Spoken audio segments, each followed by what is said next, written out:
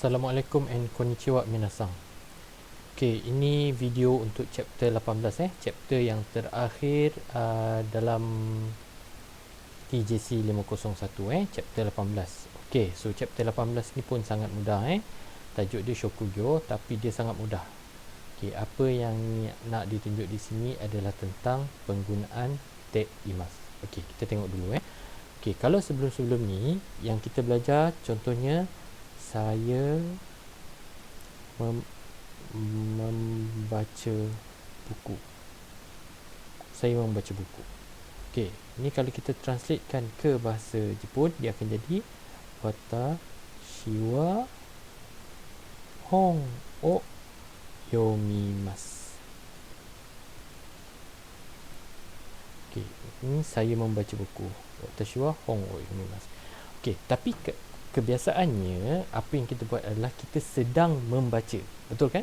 Kita sedang membaca buku. Jaranglah kita cakap kalau contoh kita tanya nani o shimasu ka? Kita kata watashi wa hon o yomimasu. Sebenarnya kita bukan saya membaca buku, saya sedang membaca buku. Okey. Biasanya kita akan cakap macam ni, saya sedang membaca buku. So, penyataan sedang ni dalam bahasa Jepun tu yang selama ni kita belum pernah belajar lagi. Okey, sedang inilah yang ditunjukkan dengan te imas. Maksudnya kata kerja dia, verb tu kita kena tukarkan menjadi te imas. So daripada yomimas tu kita tukar dia kepada watashi wa hon o yonde imasu. Saya sedang membaca buku. Okey? Jadi again dekat sini ada keperluan untuk awak semua tahu tag form. Sebab tu saya pernah tekankan tag form ni penggunaannya sangat penting. Sebab dekat sini kita kena ubahkan yomimasu ni kepada tag form iaitu yonde, kita tambahkan dia dengan imas.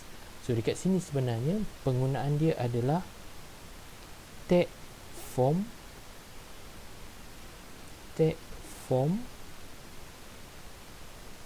ditambahkan dengan imas, maka dia jadilah sedang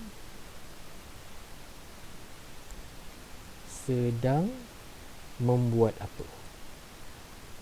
Sedang membuat apa? Nani. Okey?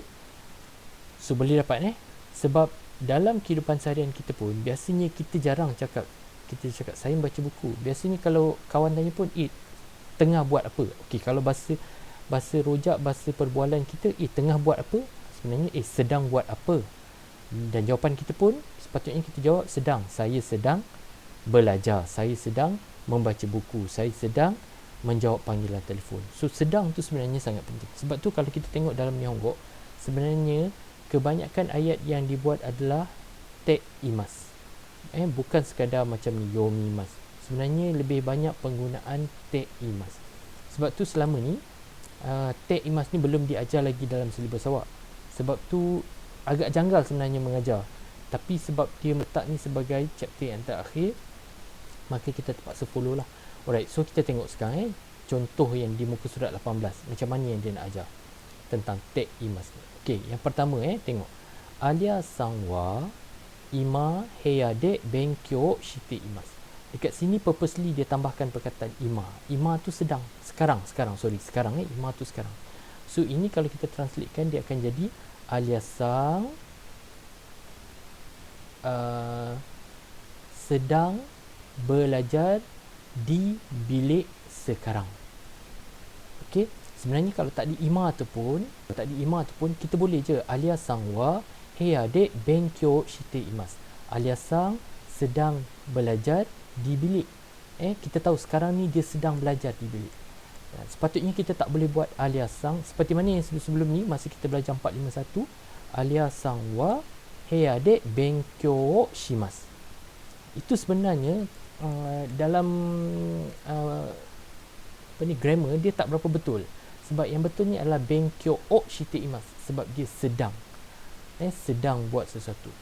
Jadi dekat sini purposely dia tambahkan ima. Alia sangwa, ima, heyadek, bengkyo, shiteimasu. Tak ada ima pun tak apa. Sebab maksudnya sama. Alia sang sedang belajar di bilik. Kalau ada ima, di bilik sekarang. Okey, itu bezanya. Alright, boleh faham Okey, yang kedua, Chichi wa Nihon no kaisha de shigoto shite imasu.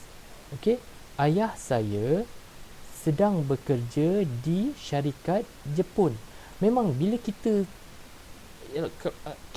bekerja tu, kita sebenarnya sedang bekerja untuk satu tempoh yang panjang. So kita tak boleh just cakap Chichi wa Nihon no kaisha de shigoto shimasu.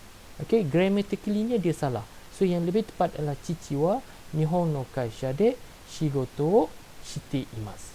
Alright? Okey, faham Itu contoh yang kedua. Contoh yang ketiga, Yamada-san wa kekkon shite imasu. Okey, Yamada-san berkahwin. Berkahwin pun dia satu tempoh yang panjang, sedang berlangsung, sedang berlaku. Dia memang sedang kahwin kan. Jadi kita tak boleh just sebut Yamada-san wa kekkon shimasu. Tak boleh. Grammarnya salah sebenarnya. Okey, yang lebih tepat adalah Yamada-san wa kekkon shite imasu. Okey, sebab tu dalam kebanyakan ayat bahasa Jepun, dia penggunaan te imasu ni lebih banyak. Okey. Alright. Okay, satu lagi contoh te imasu ni adalah nombor 4. Iruan-san wa otobike wo motte imasu. Iruan-san mempunyai motosikal. Motte imasu tu mochimasu macam membawa. Maksudnya macam membawa, tapi dalam kes ni dia adalah mempunyai. Sebab dia mempunyai motosikal tu untuk satu jangka masa yang panjang kan.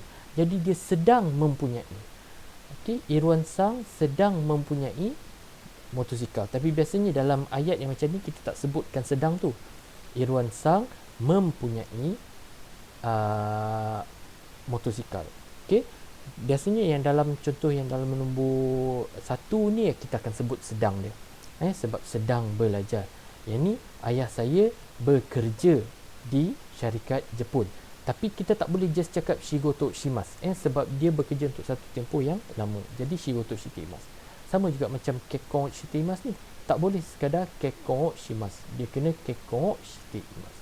Boleh faham Alright. So sebenarnya chapter ni sangat mudah. Dia just nak tunjukkan te imasu ni saja. Te imasu seperti mana yang saya dah tunjukkan tadi Te imasu. Te form plus dengan imasu dia akan jadi sedang membuat. Ataupun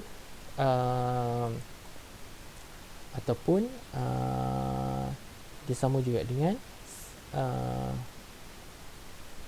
berlaku untuk satu tempoh yang panjang. Okey, macam yang kekkon tadi, kekkon shite imasu, macam yang bekerja ni tadi, macam yang mempunyai itu untuk satu tempoh yang panjang. Atau kalau ni sedang membaca buku, contoh sedang belajar, sedang menelefon, sedang sedang bersukan. Itu semua biasanya kita gunakan te imasu instead of just shimasu. Okey, boleh faham. Alright, satu lagi last yang dia nak tekankan di dalam chapter ni, sebenarnya kita dah belajar, kita dah sentuh ni dalam chapter sebelum ni.